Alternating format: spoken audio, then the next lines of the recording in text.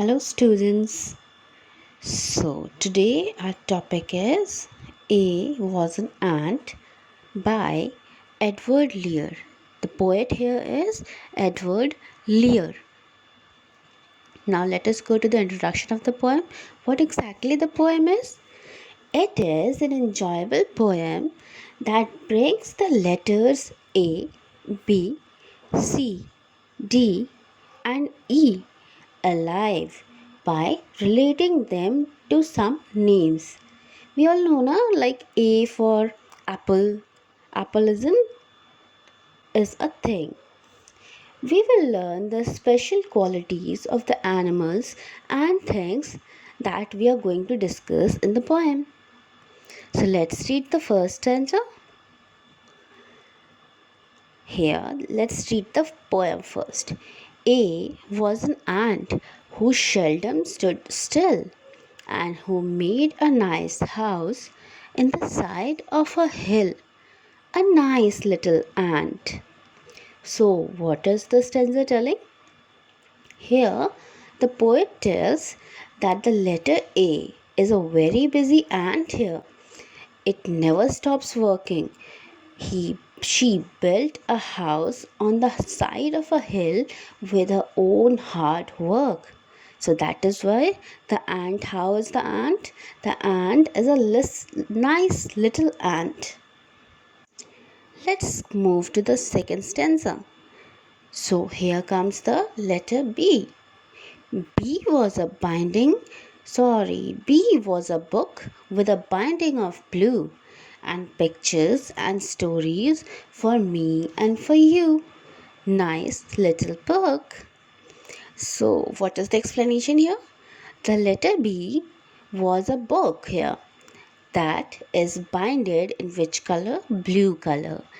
It had many pictures and stories in it for everyone. For everyone includes you and me and your papa and your mama and your everyone. So, how is the book? Nice little book. Let's discuss about C here. The letter C, what it is telling. So now poet tells she was a cat who ran after a rat, but his courage did fail when she seized on his tail. Crafty old cat. So here what the poet tells, the letter C was a clever cat. C for cat. Who what she does, she always run after a rat. But what happens? She also gets scared when she finally catch up the tail of the rat. Because of that, she's afraid. Okay? Now let's move to the next one. And now which letter? Letter D. D was a duck with spots on her back who lived in the water and always said quack. Dear little duck.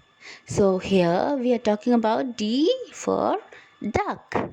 So what the letter is? The letter D was a dear little duck with the spot on her back. You can see the spots now, red spots on the back of the duck. So the same. It lived in water. We all know duck lives in water. And what she likes to do? She likes to quack. Quack, quack, quack. This is the sound of the duck, right? Let's move to the last stanza. And what does this last stanza tell us? About E. So here E goes for E was an elephant, stately and wise. He had tusks and a trunk and two queer little eyes. Oh, what funny small eyes! So what the poet tells here? He tells about the letter E. The letter E was a big and wise elephant. And what the elephant do? Who had two strange and small eyes. The elephant has two strange and small eyes, two very different looking eyes, and of course a trunk and two tusks. What do you mean by the tusk? Tusk is the long teeth. We all know na elephant has how many teeth? Two teeth, right? Elephant has two teeth, and these two teeth of elephant is called as two tusks. Okay, so what did you understand with the poem? We studied the whole all of the five stanza, right? So what is the moral? We all are different from each other and we all possess unique qualities. You can see A is very different from B is very different from C is very different from D, and of course D is very different from E. The same way, if you take up all the alphabets, definitely they all will be different from each other, right?